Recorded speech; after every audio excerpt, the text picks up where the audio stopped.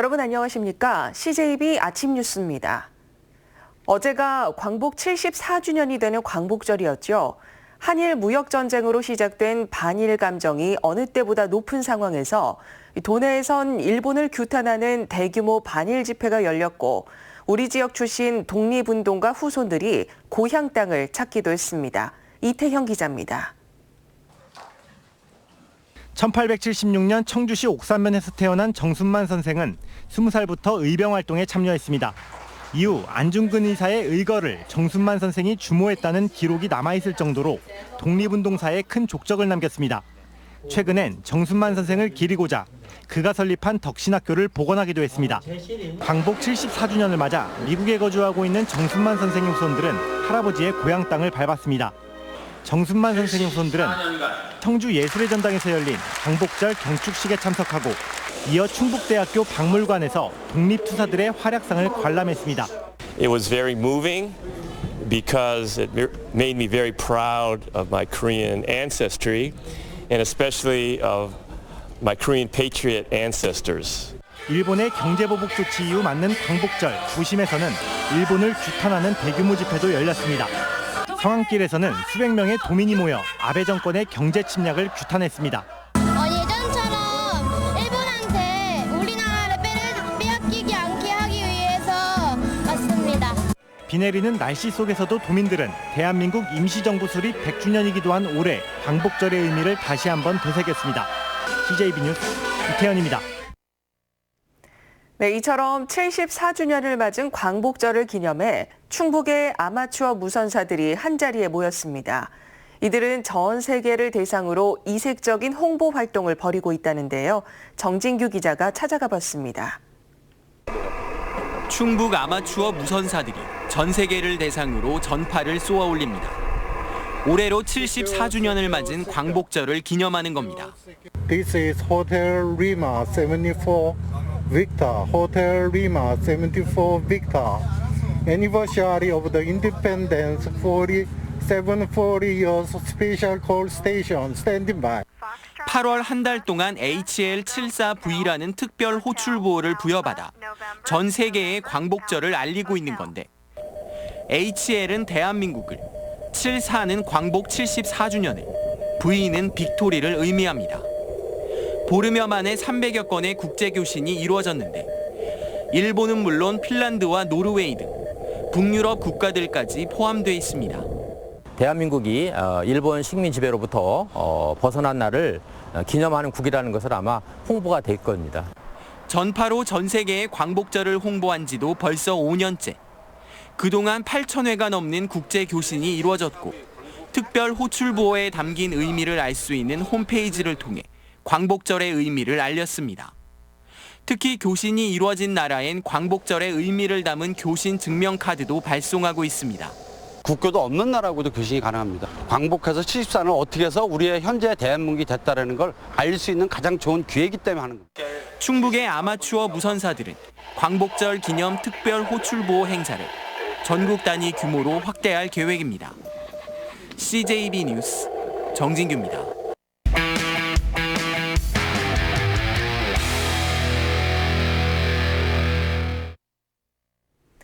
자전거 도로를 이용해 보신 분들은 보행자와 부딪힐 뻔한 아찔한 경험 있으실 겁니다. 말만 자전거 도로지 보행자와 함께 이용하다 보니 크고 작은 사고들이 끊이지 않고 있는데요. 현행 자전거 도로의 문제점과 대책을 집중 보도해드립니다. 먼저 김기수 기자의 보도입니다. 평소 자전거로 등하교하는 민성기군은 지난달 등굣길에 사고가 났습니다. 노점 상인이 자전거 도로로 갑자기 튀어나오면서 피할 겨를도 없이 그대로 부딪힌 겁니다. 천막에 가려서 안 보이는 도중에 갑작스럽게 튀어나오신 거라 보지를 못해갖고 그냥 바로 부딪혀갖고 사고가 났어요. 민군의 부모는 즉각적인 사과와 함께 보험 처리를 약속했습니다.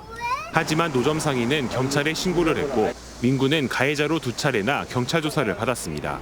차에 범주이기 때문에 차 대 사람으로 다 처리가 돼서 교통법 적용이 되거든요.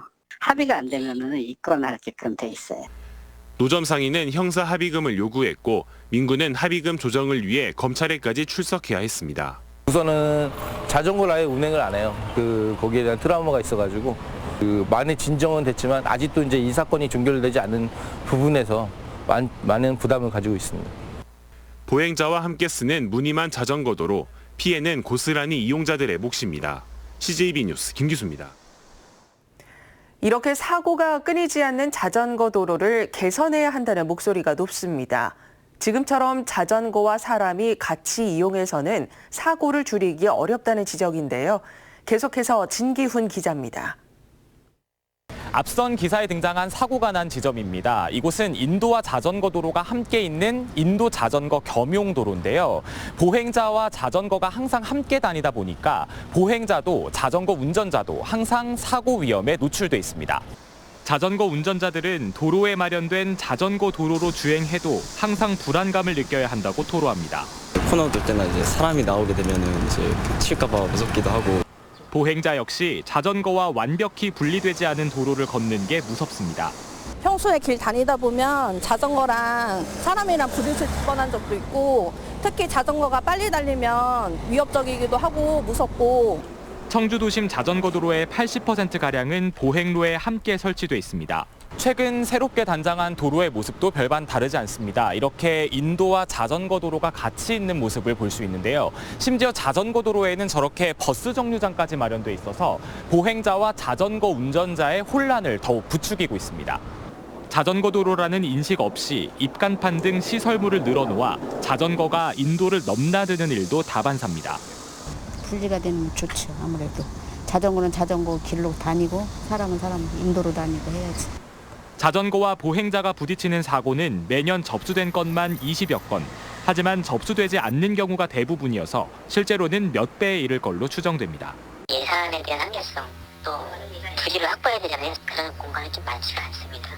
일반 구 도심지에 기존에 폭이 얼마 안 나오는데 저희 자전거 도로 확보하려고 하는 거는 좀 아직 사회적 여론이라든지 그런 건 좀 서만한데.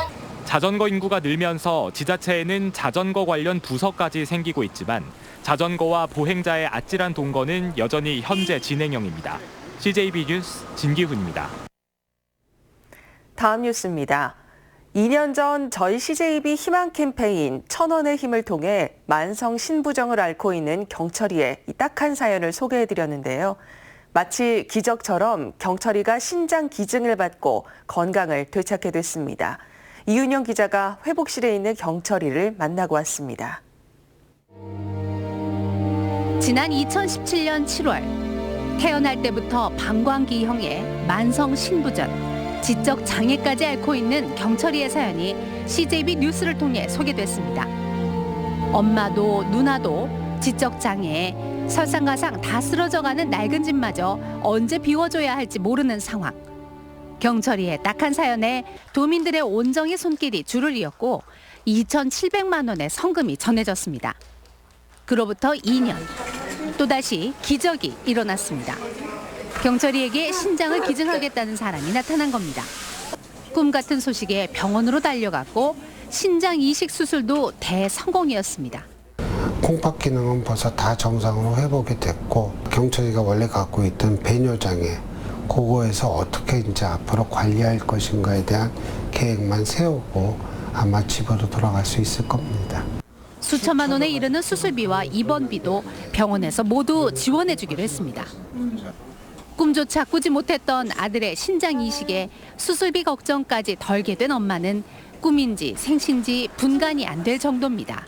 너무 기쁘고요. 너무 경철이만 건강하게만 자랐으면 좋겠어요. 경철이를 응원하는 도민들의 따뜻한 마음이 모여 신장 이식이라는 또 다른 기적과 함께 경철이네 가족에게 새로운 희망을 선물했습니다.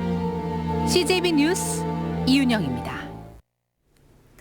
청주시가 내년 7월 시행되는 도시공원 일몰제 대상인 도시공원 메인 예산 확보에 나섭니다.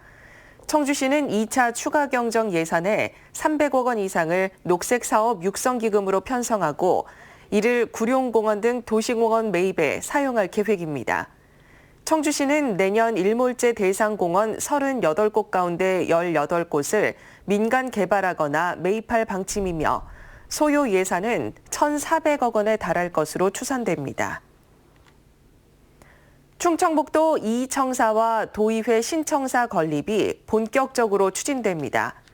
충청북도는 최근 도청 이청사와 도의회 신청사 건립 기본계획을 수립하고 이달 말 정부에 타당성 조사를 신청할 방침입니다.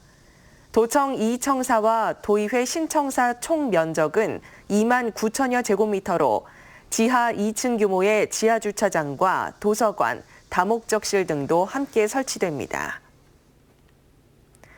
충청북도 교육청이 내년부터 5년 동안 중고교생 교복부입비 지원을 본격 시행합니다. 충북도의회 교육위원회는 이 같은 내용을 담은 충북도교육청 교복지원 조례안을 입법 예고했습니다. 조례안에는 2020학년도부터 5년 동안 도내 중고교생에게 재학 중 1회에 한해 교복 구입비로 모두 434억 원을 지원하는 내용이 담겼습니다. 다음은 오늘 도내에서 열리는 행사를 안내해드립니다. 청주에서는 어린이집 안심보육 자정결의대회가 오전 10시 농업기술센터 청심관에서 있습니다. 제천에서는 독립운동가 묵향의 혼을 담다 개전식이 오후 2시 제천문화원에서 열립니다. 증평에서는 보강천 흥보놀보 콘서트가 오후 7시 30분 보강천 물빛공원에서 열립니다.